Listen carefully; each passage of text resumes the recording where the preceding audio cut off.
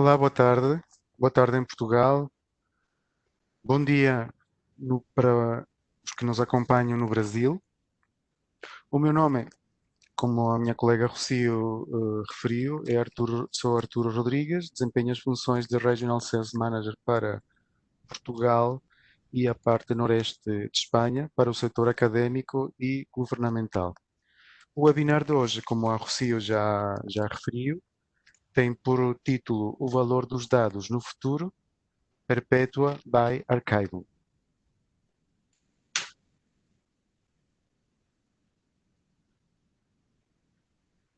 Trouxe aqui esta foto da Biblioteca do Palácio Nacional de Mafra, em Portugal. Uma belíssima biblioteca, que é uma das mais importantes bibliotecas europeias, com um valioso acervo de 36 mil volumes. Portanto, é mesmo um ex-libris da ilustração esclarecida do século XVIII. A Biblioteca Joanina, da Universidade de Coimbra, é também uma biblioteca do século XVIII e que se situa no pátio da Faculdade de Direito da Universidade de Coimbra, em Portugal. Portanto, é uma biblioteca que também apresenta um estilo marcadamente barroco, sendo reconhecida como uma das mais originais e espetaculares bibliotecas barrocas europeias. Importa referir que em 2013 o jornal britânico The Telegraph considerou a Biblioteca Joanina como a mais espetacular do mundo. Talvez perguntar-se-ão alguns dos que nos acompanham como é que se preservam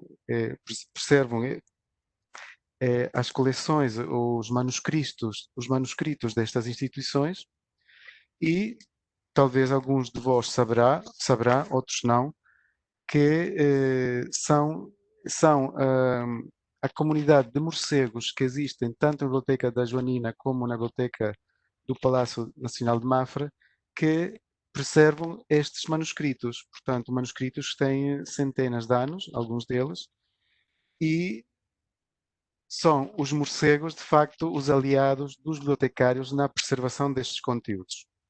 Para quem não teve a oportunidade, e sobretudo no Brasil, de visitar estas bibliotecas, quando tiverem a oportunidade de o fazer em Portugal, pronto, convido-vos a o fazerem porque é realmente interessante.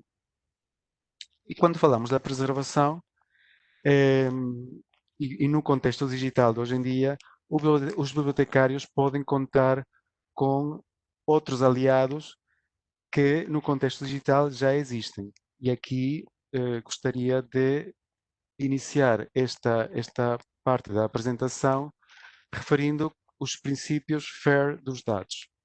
Talvez alguns de vós já conhecem estes princípios, que não são, digamos, uma norma, nem são regras, nem são estándares, mas atuam como princípios orientadores que foram criados por uma comunidade de bibliotecários, arquivistas, editores, investigadores, etc., com o objetivo de melhorar a infraestrutura que melhor suporta a reutilização dos dados. Basicamente, o que se pretende é que os dados estejam localizáveis e, portanto, isto significa que tanto os dados e metadados devem ser facilmente localizados, não é? Tanto pelos humanos como pelas máquinas.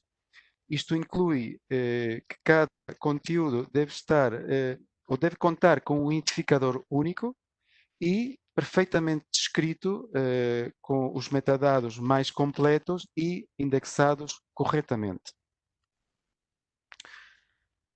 Não somente é necessário os dados serem localizáveis, mas estarem acessíveis. Isto implica que devemos, portanto, assegurar, ou, no sentido de ganhar o acesso à autenticação e à autorização desses dados. Podemos localizá-los, mas, obviamente, será necessário então aceder a esses dados.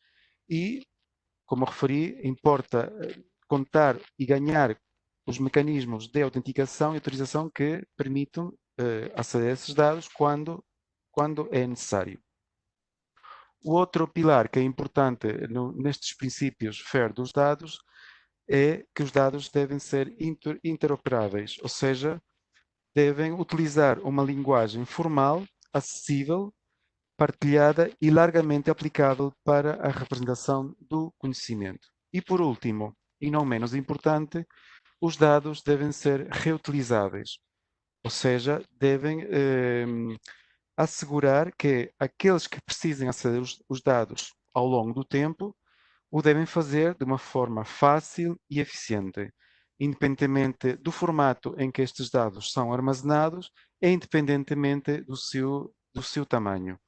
Se tiverem, portanto, interesse e curiosidade em entender estes princípios FAIR, têm aqui o endereço na internet, onde podem, portanto, consultar mais a fundo os princípios FAIR dos dados. E é sobre estes princípios que a EBSCO, junto com o nosso parceiro Archive, disponibiliza hoje em dia às instituições académicas e não só, também governamentais, como outras instituições existentes, eh, soluções que permitem, portanto, assegurar uma gestão correta, uma gestão planificada na preservação dos dados para assegurar, como temos referido, que estes dados estejam acessíveis e possam ser reutilizados ao longo do tempo e durante muitos, muitos anos. Esta solução que a EBSCO, com o nosso parceiro Archive, tem no seu portfólio, tem por nome Perpétua e é uma solução que tem capacidade de coletar conteúdos digitais, preservá-los, salvaguardá-los e, obviamente, aceder ou descobrir esses dados de uma forma eficiente. O que é que podemos arquivar e preservar? Podemos arquivar e preservar resultados de investigação, e aqui falamos tudo o que são trabalhos resultantes de teses, de códigos e dados de investigação, por exemplo, os repositórios institucionais das universidades, por dar aqui um exemplo, são, portanto, um objeto que pode ser arquivado e preservado de uma forma eficiente e efetiva. As coleções especiais, incluímos aqui mapas históricos, jornais digitalizados, fotos, vídeos, ficheiros de áudio e ainda os registros de gestão, tudo o que são dados relacionados com os recursos humanos das instituições e registros e documentos de estudantes e professores, se falarmos num contexto académico. Como podem ver, o leque é bastante amplo enquanto ao tipo de dados que podemos preservar e salvaguardar através do Perpétua. Portanto, porquê que preservar e salvaguardar? Obviamente que o acesso a longo prazo dos dados não está garantido e por razões que são perfeitamente compreensíveis, porque os formatos dos dados mudam no tempo. Hoje podemos guardar os dados sob um determinado formato, mas daqui a 5 anos, 10 anos, 15, 20 ou mais, não temos a garantia de conseguir ler esses dados se esses dados não forem atualizados no seu formato ou normalizados de forma que podem ser lidos por outras tecnologias, porque as tecnologias mudam, aquelas que existem hoje, talvez daqui a uns anos já não vão existir, e, portanto, importa assegurar que os formatos dos dados conseguem ser lidos ao longo dos anos. Outra situação que pode acontecer é a degradação da qualidade dos ficheiros, e aqui, obviamente, é um outro aspecto. Com a possibilidade dos ficheiros serem corrompidos ou perdidos, são outras situações que podem ocorrer e que, portanto, justificam a necessidade de contarmos com mecanismos e neste caso com tecnologias que nos ajudem a fazer uma gestão eficiente na preservação e gestão dos dados das nossas instituições. Portanto, e o que é que se passa se não preservarmos ou salvaguardarmos os dados? Obviamente, podemos nos encontrar com este tipo de mensagens que não são mensagens obviamente agradáveis, que nos impede, portanto, de ler o ficheiro, o ficheiro está danificado ou está corrompido ou o formato não é suportado, como consequência de nós não termos tido um plano desenhado, um plano proativo que nos permita assegurar a perpetuidade, e usando aqui o nome do produto, dos conteúdos digitais, dos ativos digitais que são produzidos pelas nossas instituições e que em grande medida, são os ativos mais valiosos de qualquer instituição, seja uma universidade, seja uma biblioteca pública, ou seja uma instituição do setor de saúde, etc, etc. Basicamente, o Perpétua tem por objetivo auxiliar as bibliotecas na gestão de enormes quantidades de dados e ficheiros, a possibilidade e com o Perpétua de fazer uma coleta automática de, das diversas fontes de conteúdos, independentemente da sua localização e tipo de fontes, para fazê-lo de uma forma automatizada, a possibilidade de salvaguardar esses conteúdos em múltiplas localizações por forma de reduzir o risco de perda desses dados por desastres ou por situações em que os sistemas de hardware tenham, portanto, falhado. Assegurar que os formatos estão sempre atualizados, permitir a descoberta de uma forma facilitada e o acesso aos conteúdos hoje e no futuro e, obviamente, assegurar a autenticidade, a integridade destes dados. Basicamente, o Perpétua permite que possamos contar com uma plataforma única, consolidada, em que podemos gerir, através de um ponto central, todos os ativos num único sítio e assim reduzir, portanto, a perda ou as potenciais situações que podem ocorrer na perda dos dados.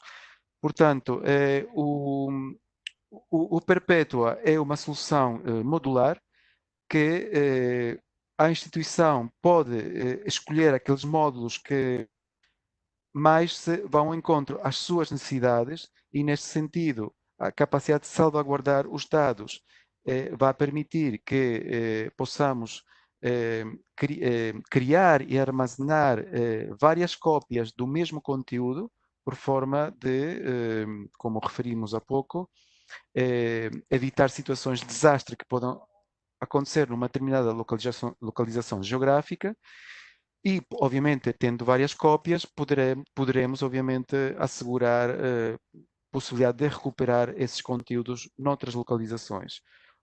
A preservar os dados é também a possibilidade de, como também referimos, de converter formatos atuais de dados em outros formatos mais recentes.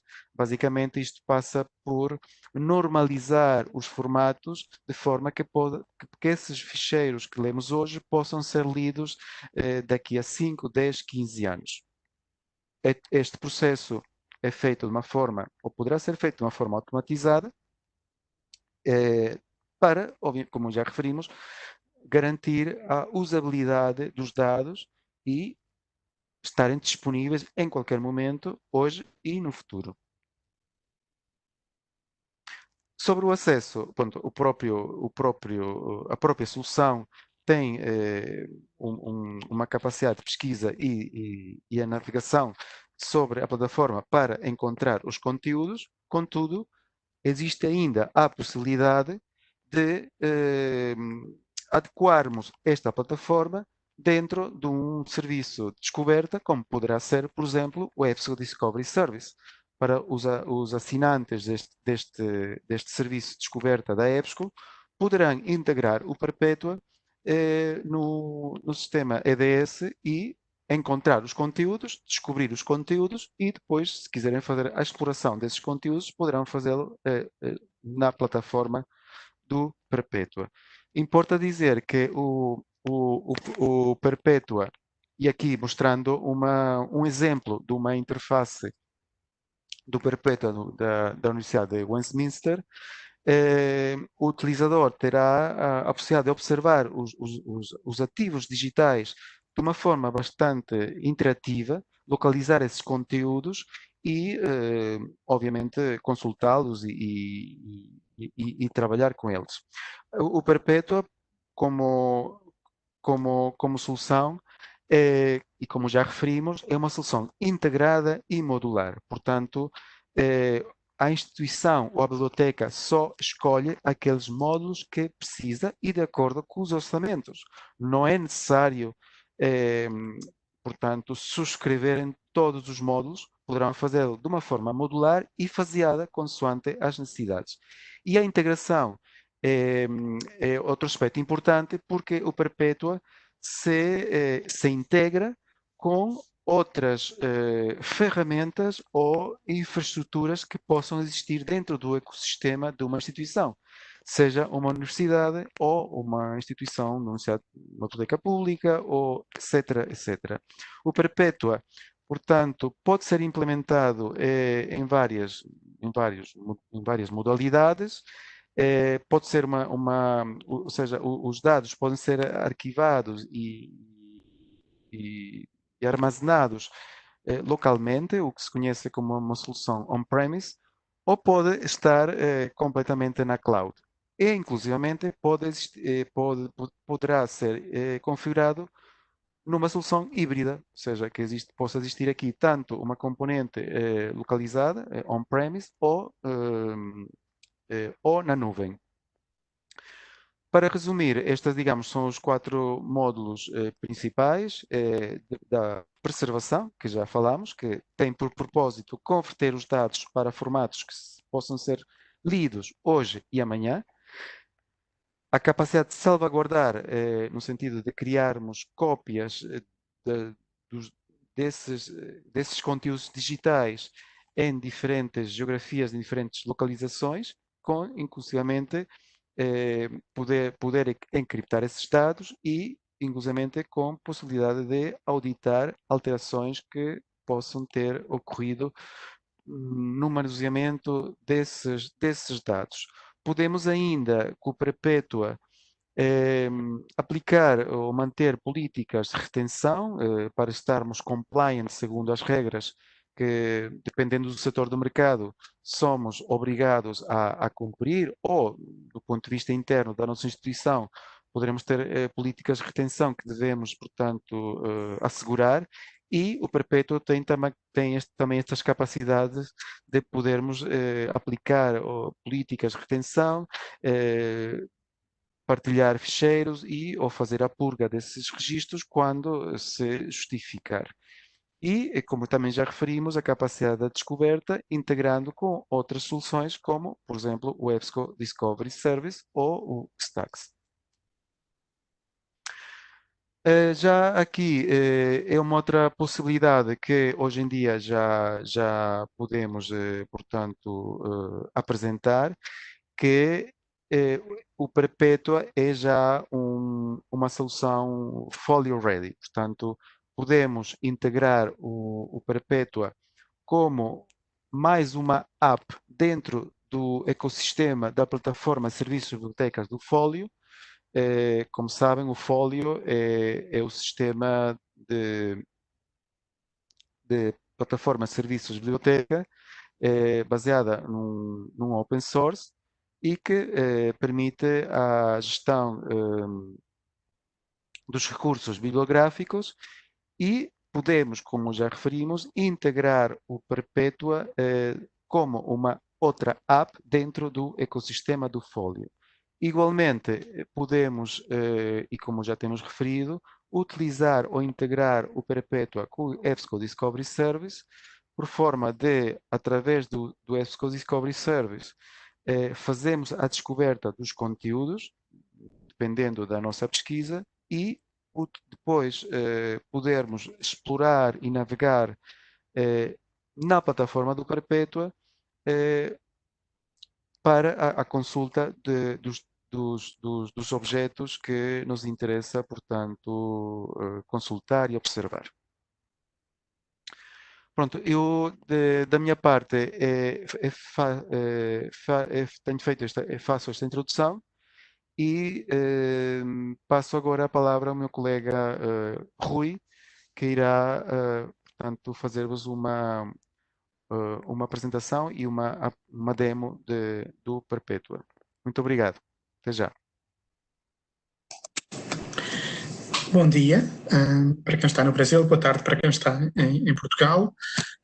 Eu vou neste momento fazer a parte de demonstração de produto e dar-vos, por exemplo, um exemplo claro de um cenário que é utilizado na parte académica. Então, normalmente numa instituição académica, os investigadores eles pesquisam, analisam, escrevem, publicam, promovem, medem. Tudo isto são tarefas diárias do investigador ou de um professor que esteja a fazer investigação. E isto tudo surgiu, sabemos nós, no caso da União Europeia, que todos os trabalhos que tenham sido financiados com dinheiro público que tenham que estar disponíveis em acesso aberto e que estejam disponíveis numa interface que esteja visível ao público.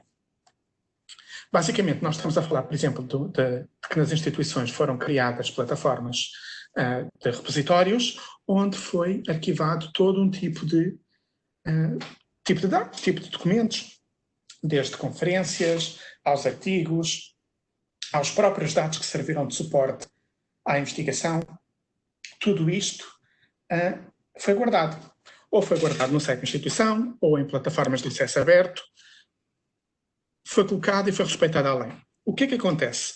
Acontece que alguns destes sites ou deixaram de existir, porque sendo gratuitos e não tendo uma forma de financiamento, desapareceram, ou pode acontecer que às vezes uma instituição tenha um problema num servidor e são perdidos dados, e o que surgiu depois de termos encontrado estes problemas foi que o que é que nós temos que fazer para garantir que vamos ter acesso à informação? E estamos a falar, por exemplo, de acesso à informação durante pelo menos 10 anos. Isto vai garantir que quem deposita, e estes trabalhos e estas investigações que foram feitas com dinheiro público, vão continuar acessíveis para gerações futuras. Mas, muitas vezes, o que acontece é que os professores ou os investigadores entendem que preservação é copiar os PDFs, estes dados, para uma pen e guardam na gaveta da secretária. E fica ali o resto da vida. Só que isto não é um arquivo. Isto é uma cópia daquele trabalho que, com o tempo, pode perder qualidade, pode estragar-se, pode um formato ficar obsoleto. Então, tudo isto acontece quando estamos a aceder à informação, quando estamos a guardar a informação desta forma. Olha, é como se estivéssemos a falar de um carro. Quando compramos, ele é todo bonito, tem uma cor espetacular, mas com o tempo a ferrugem chega. E isto é exatamente a mesma coisa que acontece nos dados. Muitas vezes, quando nós vamos abrir um arquivo antigo daqueles que estão no nosso repositório, não importa se são imagens, se são vídeos, se são desenhos, não importa. Muitas vezes temos estas mensagens. E estas mensagens o que nos dizem é que, apesar de nós termos ali o fecheiro, o arquivo, já não conseguimos abrir. Ou porque está estragado, ou porque já não há um leitor adequado. Ok? E isto até pode parecer assim, algo assim diferente, algo estranho, mas se nós pensarmos, por exemplo, que na nossa casa nós tivemos estas cassetes VHS, ok? Elas de facto estão ali, ainda estão lá arquivadas, não é? Com recordações da nossa infância, com recordações de matrimónios, de casamento, continuam ali. A diferença é que não há leitores que consigam ler. Então, preservação é também isto, é garantir que estes formatos que nós temos aqui vão poder ser lidos também no futuro. E não só este tipo de conteúdos. Estamos a falar, por exemplo, de coleções especiais, imagens, vídeos, arquivos históricos que muitas vezes existem nas nossas bibliotecas, têm que continuar a ser preservados para o futuro, para a memória das gerações, para garantir que quem vier depois de nós vai conseguir ler, vai conseguir consultar estes documentos. Ok? Então, nós estamos a falar de que no nosso repositório nós colocamos N formatos de dados, N fontes de dados, e nós temos que manter, temos que preservar, temos que integrar e temos que dar acesso, enquanto bibliotecários, à informação. Não é só guardar, é também permitir o acesso. Okay? E nós até podemos dizer, por exemplo, que fazemos cópias de segurança, que temos backups. É verdade, podemos ter isso. Mas, se nós, quando temos um erro num arquivo, guardamos o erro nos nossos backups, o que vai acontecer é que quando eu precisar de voltar a aceder a este arquivo, eu vou ter aquela mensagem de erro e não vou conseguir aceder. Então, o que o Perpétua faz, por exemplo, no caso das cópias de segurança, algo puro, algo simples, é garantir que há várias cópias, múltiplas cópias, e que têm sistemas que permitem, por exemplo, detectar erros e corrigir. Ou seja, se houver um arquivo que se corrompe, eu vou conseguir corrigir este erro até um determinado ponto. Se eu tiver necessidade de privacidade, eu posso encriptar os dados. Se eu tiver necessidade de múltiplas cópias, não apenas por segurança, mas porque tenho um centro de investigação em Portugal e outro no Brasil, eu vou conseguir distribuir a informação por forma a que o acesso seja mais rápido. Isto são coisas que o Perpétua faz de forma nativa. Inclusivamente, ele até pode ter um destes backups, um destes servidores localmente na instituição. Mas então, do que é que estamos a falar quando estamos a falar de preservação? Por exemplo, eu imagino que todos vocês tenham repositórios, ou que muitos de vocês tenham repositórios, e que já os têm há mais de 10 anos, há mais de 15 anos. Vocês conseguem garantir que conseguem abrir os documentos iniciais? Esta é a minha pergunta para vocês. Porquê? Porque quando nós estamos a falar de preservação, estamos a falar de documentos que foram criados há 10 anos, há 15 anos, em softwares que já não existem, não é? Por exemplo, uma versão de um Word de 2000, o leitor para este documento já não existe. Então, será necessário efetuar conversões, transformações, mantendo o documento original. Ou seja, eu num documento Word original de 2000, eu faço uma cópia, tiro os metadados, tiro o formato. Neste caso específico do Word, eu transformo em PDF-A, que é um formato standard, e que me vai permitir que o que eu guardo são os dados e a formatação, um esquema de formatação standard, por forma que eu, daqui a 10 anos, possa conseguir abrir o documento, ainda que o leitor do PDF ou do Word esteja atualizado. É isto que é a preservação também. E estamos a falar, por exemplo, de formatos como Word, vídeos, MP3, imagens em JPEG, desenhos de arquitetura.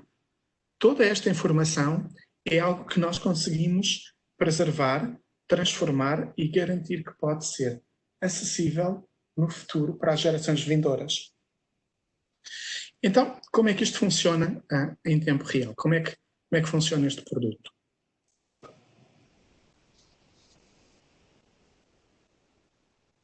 Por exemplo, no caso do Archive, este exemplo que eu tenho aqui permite ver, por exemplo, este é o dashboard, ou seja, a ferramenta de gestão.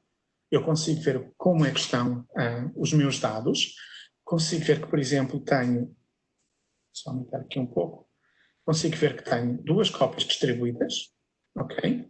Do mesmo documento. Podem estar em localizações diferentes. Consigo ver, por exemplo, quando passo o rato por cima de uma das localizações, quantos ficheiros é que eu tenho, quantos é que foram normalizados, quanto espaço é que ocupa, não é? E consigo ver, por exemplo, aqui que tarefas é que podem estar em processamento, ou seja, eu posso estar a fazer processamento em gestão de documentos, a fazer processamento de metadados, a fazer preservação em tempo real enquanto eu estou a fazer a minha gestão. Consigo ver quanto tempo ou quanto espaço é que eu tenho já ocupado de um total de... E este espaço que aparece aqui pode ser customizado, pode ser estendido praticamente sem qualquer limite. Okay? Então, como é que nós podemos trazer a informação dos meus repositórios, os meus arquivos para dentro do Archive para preservação, por exemplo? Uma das formas é através da OIBMH. Se nós temos um repositório, um DSpace, qualquer outro sistema que tenha arquivo, quase todos eles têm o OIBMH, que é um protocolo, é um standard, para me trazer a informação de forma automática, sem que eu tenha que ter trabalho. Ou seja, o Archive vai se ligar aos meus servidores, vai trazer a informação, vai fazer estas transformações e vai preservá-las, neste caso, em 2 centros de dados. Era possível, no entanto, também, se eu quisesse, fazer em gestão manual de documentos. Então, se expirou.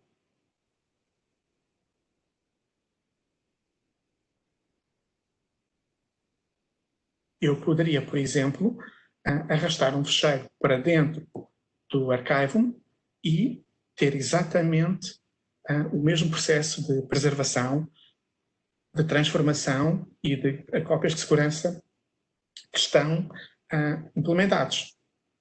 Inclusive, eu até poderia dizer que posso ter coleções especiais ou posso ter data pools, que são uma forma de organizar a informação física independente. Okay?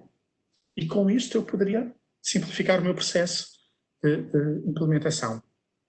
Depois, quando eu tenho estes dados já processados, eu poderia, por exemplo, encontrar os meus arquivos que foram carregados. Eu posso ver, por exemplo, aqui neste caso, alguns documentos e posso dizer que quero descarregar os metadados ou que quero carregar metadados.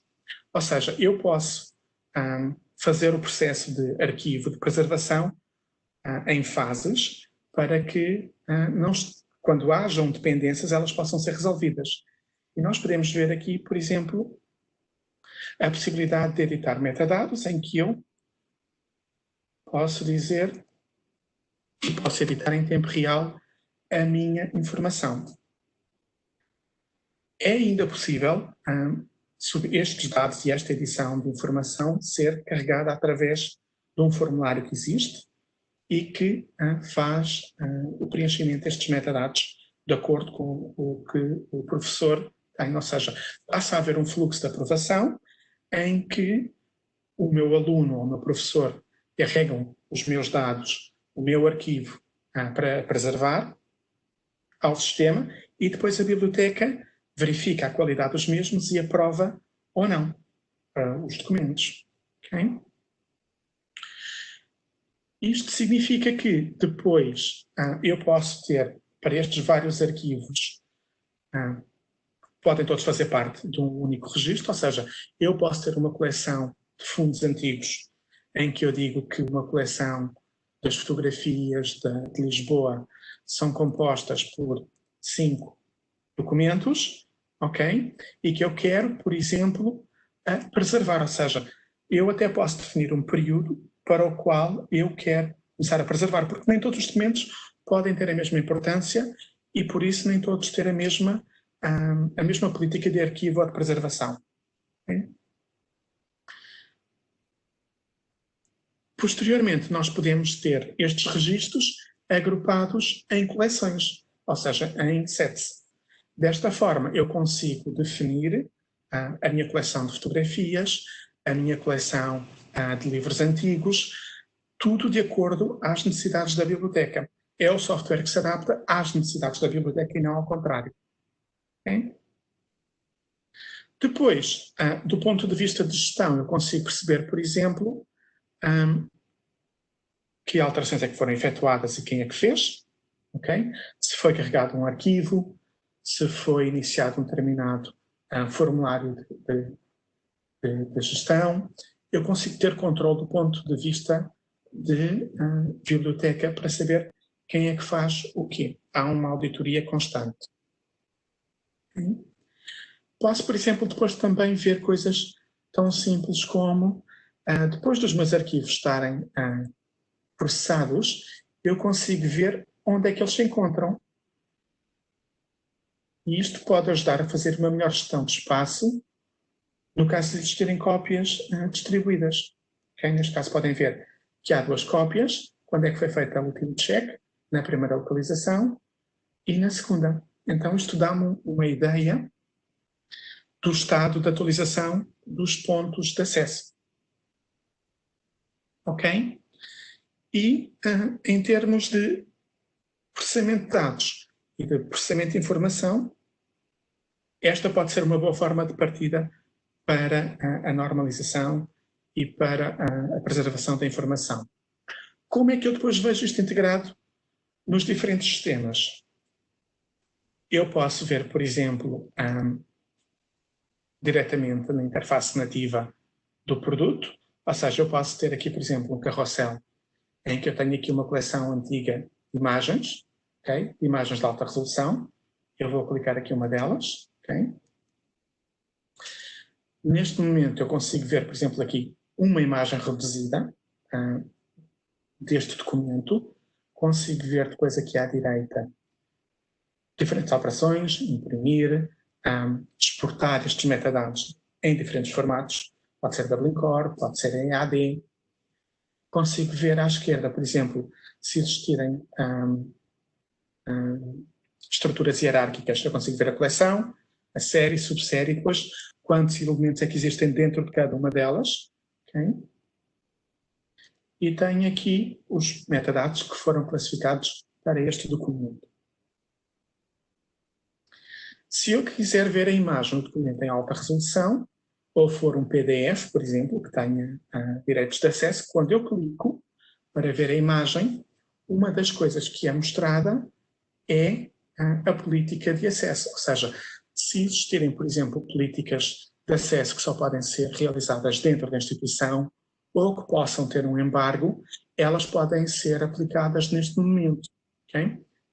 Neste caso específico, ele só me está a dizer que esta imagem apenas pode ser utilizada para questões de estudos pessoais. Portanto, eu vou concordar com a política e só depois de concordar com a política é que me é mostrada uma imagem de alta resolução. Ou seja, eu posso ver a qualidade com que foi digitalizada esta imagem. Isto poderia ser um livro antigo, poderia ser um áudio, poderia ser um vídeo. Basicamente, só a própria biblioteca é que pode determinar quais são os limites que necessita de impor para visualizar esta informação no caso do interface nativo. Poderíamos estar, por exemplo, também a falar de visualização no caso do EDS. No caso do sistema de descoberta EDS, a informação é trazida e indexada exatamente da mesma forma, através da IPMH. Então, o Perpetua e o Archive podem importar informação através do standard IPMH e possibilitam que outras fontes, que outras pessoas possam consultar esta informação ou possam fazer esta integração da mesma forma, através do IPMH, de forma a que haja uma integração através de standards. E neste caso podemos ver aqui que eu tenho informação e tenho aqui, neste caso, as imagens com os links para o documento. Ou seja, toda a política de controle de acessos é realizado do lado do repositório, do archive, por forma a que, ainda que eu tenha os metadados, eu não posso aceder a um documento que possa ter um embargo ou que possa ter uma política de acesso que só pode ser consultado por alunos ou por membros de uma determinada instituição. Okay? Em termos de referências de clientes, no caso do Brasil, nós temos, por exemplo, um projeto que estamos a iniciar com a Univali. Podemos ver aqui diferentes cursos que estão a ser implementados. É um projeto que tem como objetivo a digitalização das teses e dos trabalhos de final de curso, e em que nós podemos ver aqui exatamente o mesmo carrossel. Eu poderia fazer uma navegação por uma das teses, posso ver aqui, por exemplo, uma imagem reduzida da primeira página, okay? Administração de restaurantes, poderia fazer a descarga dos metadados, tudo que nós já vimos até este momento, okay?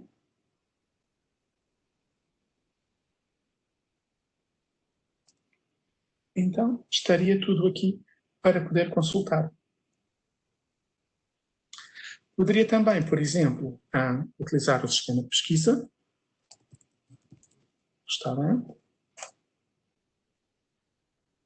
E vejo aqui que há duas teses, no caso da Univali, que foram escritas sobre a temática de restaurantes. Okay? E neste caso, eu poderia consultar.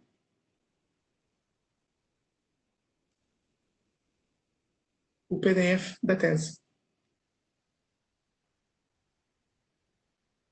Como podem ver, o Perpétua permite toda a parte de preservação e toda a parte de consulta que o meu colega Artur falou. E terminando assim a apresentação, fico aberto às questões que vocês possam ter.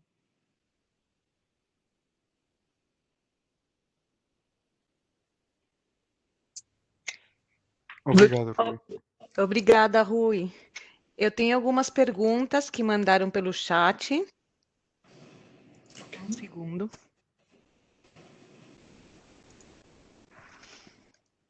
Bom, a primeira é do Francisco Torres. Ele pergunta: com que sistemas é que o Perpétua pode integrar-se? O Perpétua pode integrar-se com qualquer sistema que tenha estándares abertos. Eu mencionei, por exemplo, vários, mencionei o DSpace, mas podemos estar a falar do ePrints, podemos estar a falar de qualquer sistema que tenha estándares abertos, como EAD, como Dublin Core, como MODS, METS, qualquer um destes sistemas abertos é possível.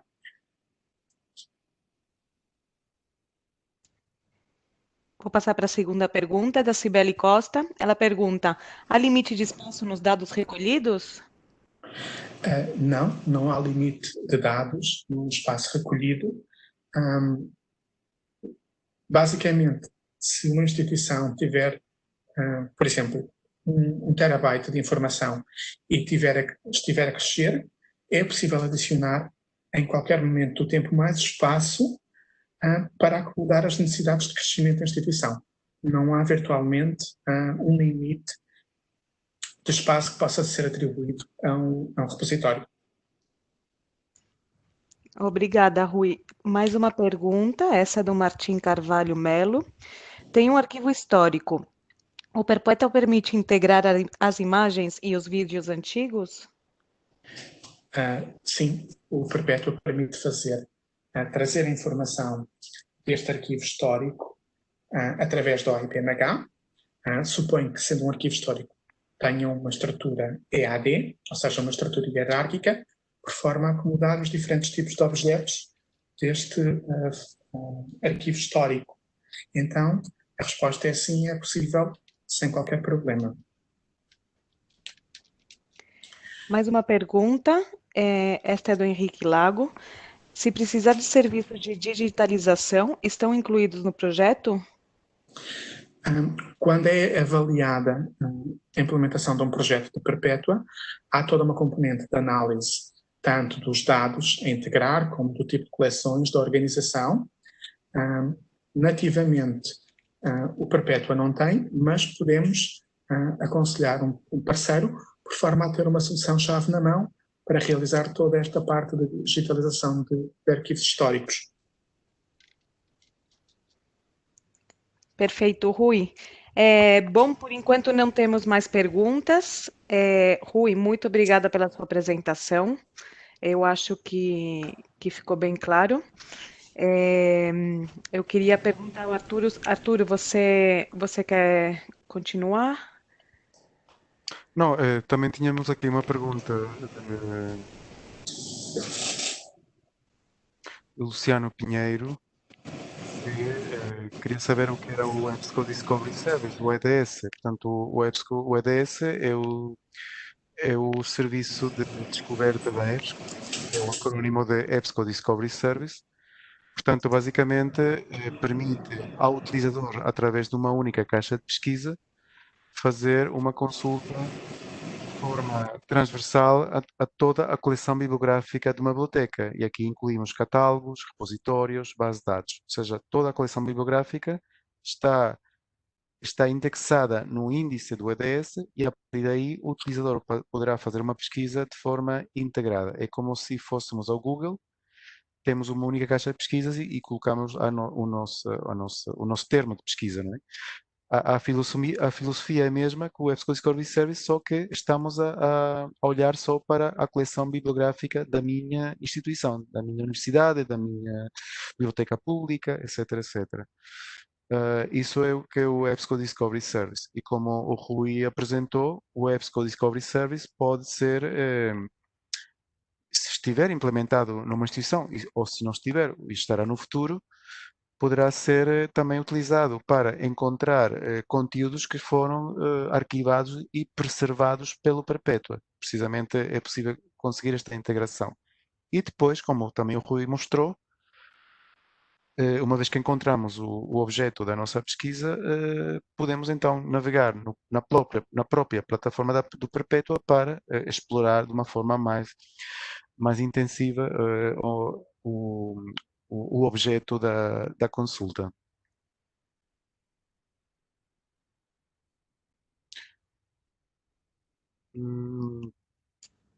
Obrigada, Arturo. Temos mais uma pergunta. Quem hoje usa The Space pode deixar de usá-lo e usar somente o Perpétua no seu lugar? Essa pergunta é do Miguel. Poderia fazê-lo, é uma questão de verificarmos quais são os formatos que estão a ser utilizados, mas eventualmente poderia ser possível, sim. Porque no caso do Archivum, ele é modular e tem duas coisas. Tem a parte de preservação, que é realizada pelo Perpétua, e depois tem a parte Archivum, que é a parte de repositório. Então seria uma questão de nós analisarmos os dados e avaliarmos a situação, mas não deveria ser um problema. Muito bom, obrigada, Rui. Bom, eu acho que terminamos já a parte das perguntas. Rui, nada, agradecer novamente a sua participação, o seu tempo por preparar essa apresentação para a gente. E muito obrigada a todos os que participaram do Brasil, Portugal, todas as cidades que disseram oi.